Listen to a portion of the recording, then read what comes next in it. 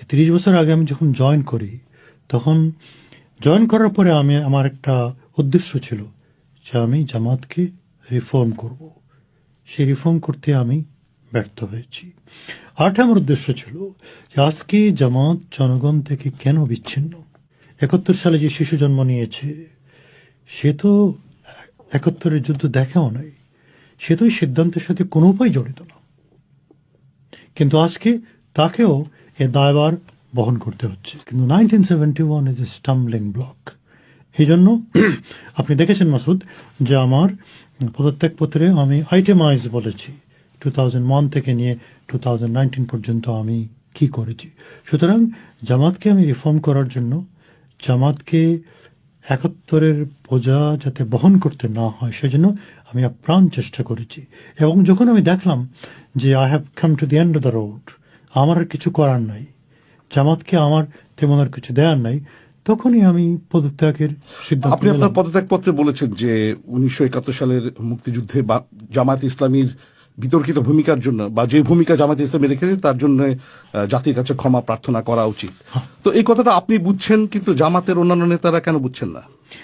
আমি চেষ্টা করেছি, সাধ্যমতো চেষ্টা করেছি, ওনাদেরকে বোঝানোর চেষ্টা করেছি, ইতিহাস থেকে আমি উদাহরণ দিয়ে বোঝানোর চেষ্টা করেছি যে স্বাধীনতার বিরোধিতা করে কোনো দেশে কোনো দল সে দেশের নেতৃত্ব দিতে পারেনি।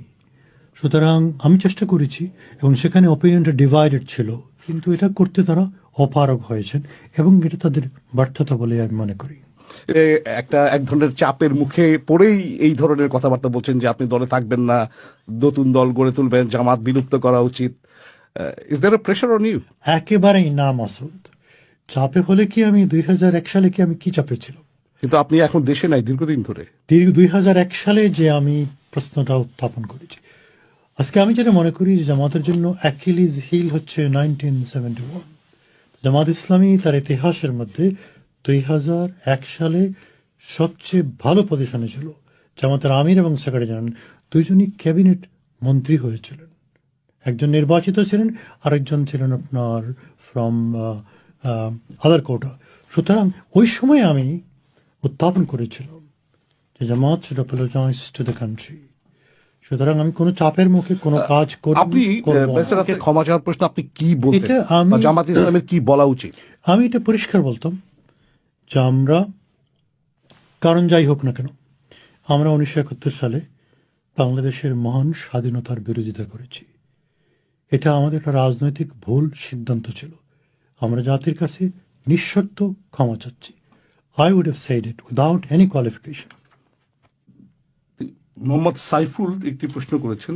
তিনি বলেছেন যে জামায়াত যদি ভুল স্বীকার করে তাহলে কি আপনি আবার জামায়াতের নেতৃত্বে ফিরে যাবেন? আমি জামাত থেকে পদত্যাগ করেছি, অত্যন্ত চিন্তা ভাবনা করেই করেছি। এটা আমার জন্য একটা কঠিন সিদ্ধান্ত ছিল। I am not looking back.